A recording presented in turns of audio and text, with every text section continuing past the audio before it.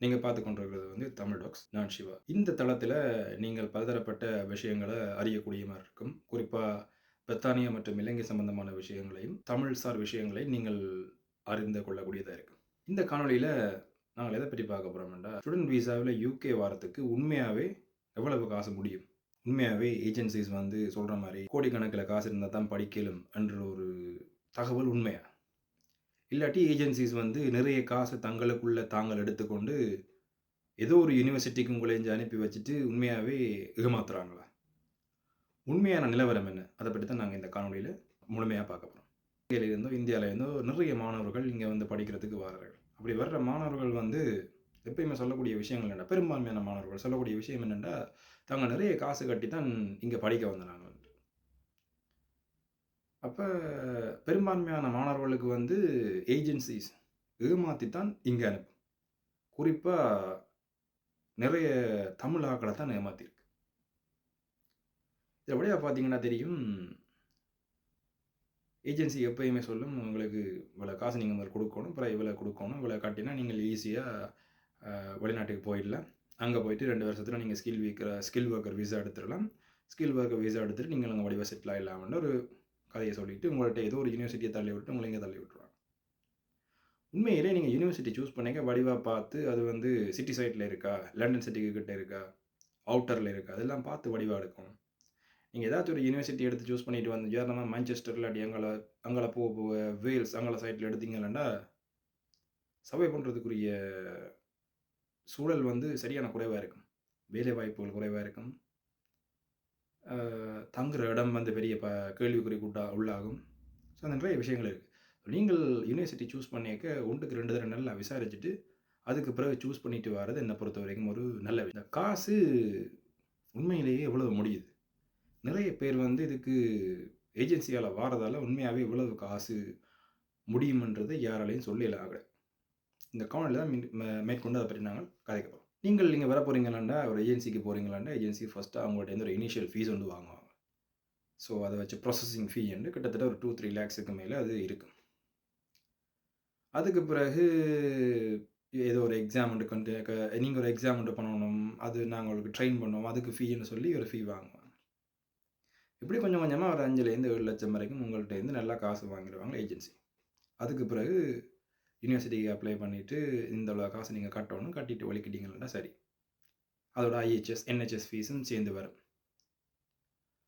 So agency சொல்ற மாரி இவ்வளவு தொகையான காச குடுத்து உண்மையாவே நாங்கள் யுனிவர்சிட்டிக்கு அட்மிஷன் எடுக்க வேண்டிய நிலைமை இருக்கா?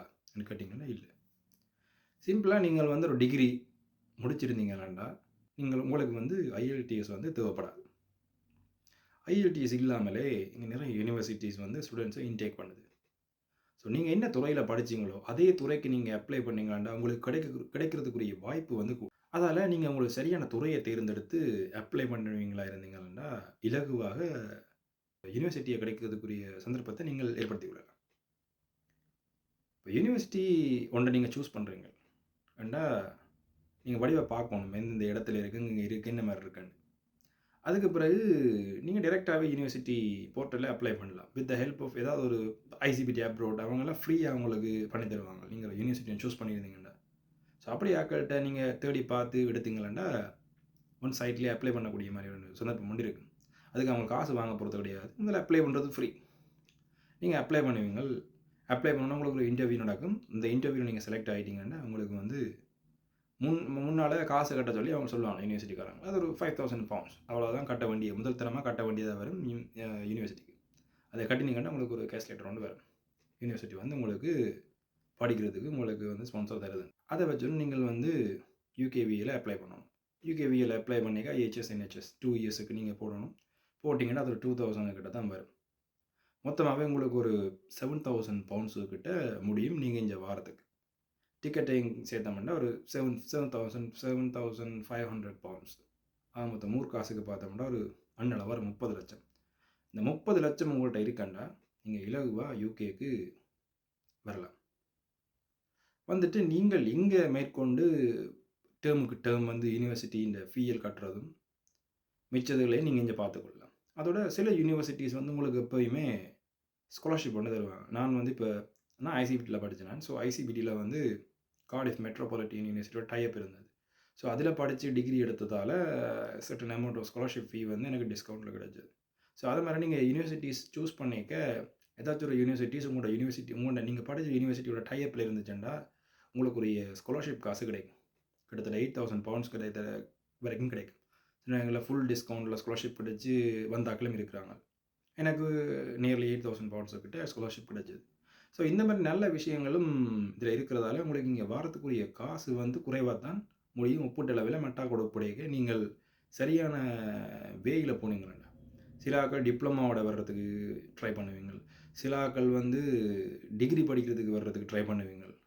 ஸோ இந்த இங்கே வர்றதை வந்து நீங்கள் டிப்ளமா இல்லாட்டி டிகிரிக்கு வர்றீங்கன்னா இங்கே வர்றது வேஸ்ட்.